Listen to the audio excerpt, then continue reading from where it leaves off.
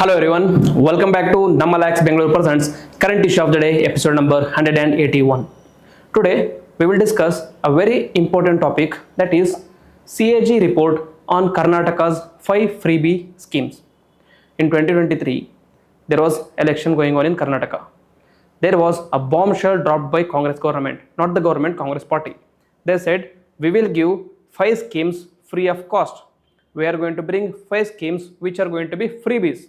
As a result, the result of the freebie schemes was that Congress party won the elections in Karnataka and formed the government. They formed the government without the need of any other parties. That is how significant the schemes were. Post that, when the government of Karnataka under Congress really brought out the schemes, there was huge uproar in the country, not just in Karnataka but also throughout the India. Many believed that this freebies culture is going to be replicated by other states as well.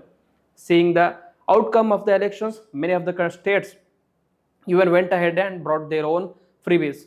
So this was a huge news, and even news in right at the moment, because every state, whenever they are going to bring in elections or whenever there is going to be elections, the parties are going for these freebies. Even the Supreme Court said that the freebies are destroying Indian economy. So that is how significant the Karnataka's 5 schemes were. Today there has been a new CAG report, that is Controller and Auditor General report, and it has identified certain issues and has also appreciated the schemes. All these things will be discussed in today's video, so stay tuned till the end of the video. Next, the syllabus. It comes under GS2 economy and accountability of GS2 polity and governance and also accountability of CAG, and GS3 economy, governance, budgeting and subsidies. The context is the CAG audit report of 23-24 flagged concerns over Karnataka's 5 guarantee schemes. First, we will discuss a background check of this one. What were the 5 schemes introduced by government of Karnataka? So, Pancha schemes or 5 guarantee schemes were launched by Congress government in 2023. These are universal welfare schemes promising direct benefits to women, youth and households. And the 5 schemes were, first and foremost was Griha Lakshmi Yojana. What is this Griha Lakshmi Yojana or Yojana? Benefit of 2000 monthly rupees cash transfer to women heads of the households. The official objective was women empowerment, household finance security and gender equality. And the impact was, it covered 1.2 crore women in the state. A very beautiful scheme. Next was Anna Bhagya scheme. Benefit was 10 kg free rice per month for every BPL, that is below poverty line family members. Next, the objective was obviously providing food security, nutritional support for poor households. And the issue was, there were certain procurement challenges. Because shortage of rice from FCI, that is Food Corporation of India, later substituted with cash transfer in some months. Okay, there was again an issue that the central government or Food Corporation of India under central government decided not to send any rice to Karnataka government because they thought they are using it for freebies. So that was another issue that is not necessary for us to discuss here. And other 3 schemes were Griha Jyoti Yojana. What is this Griha Jyoti Yojana? Benefit was 200 units of free electricity per household per month. The objective, reduced household burden of electricity bill. Concerns were risk of higher consumption and wastage and pressure on DISCOM finances, which were already suffering from various finance issues. Next was Yuva Nidhi scheme.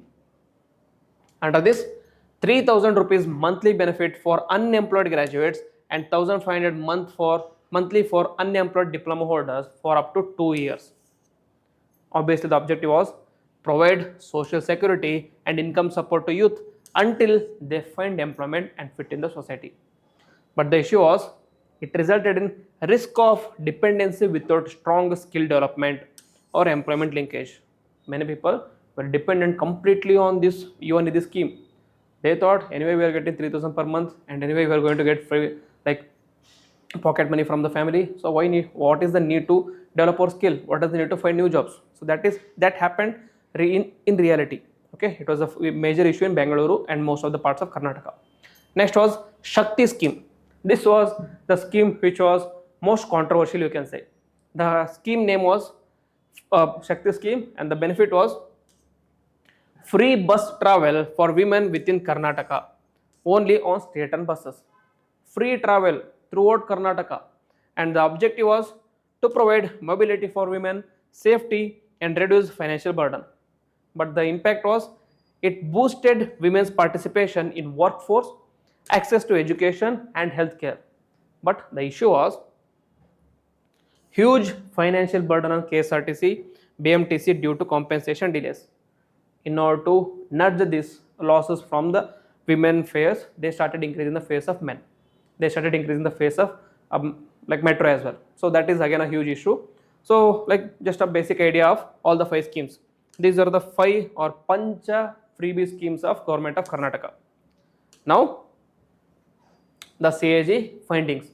CAG has given a certain warning. First we will discuss the key findings.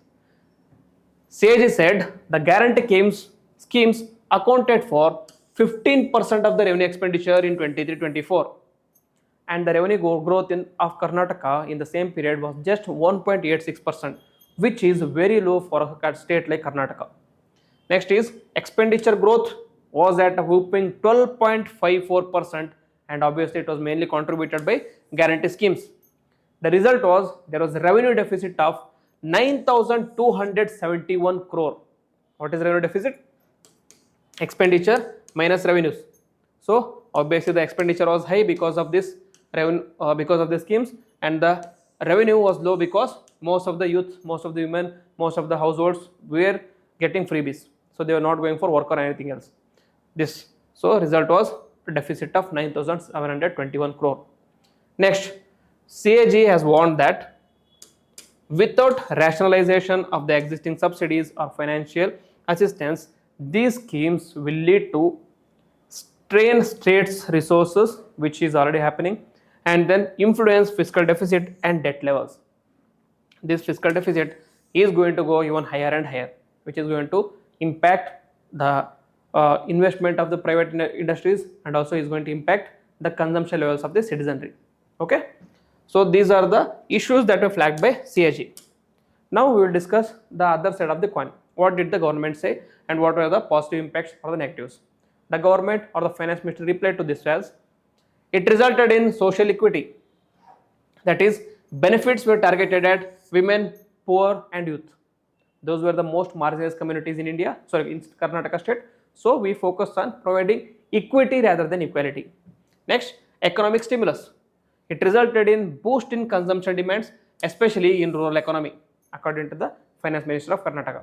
Next, it led to human development, that is better nutrition, mobility, and household savings. Next, political dividends.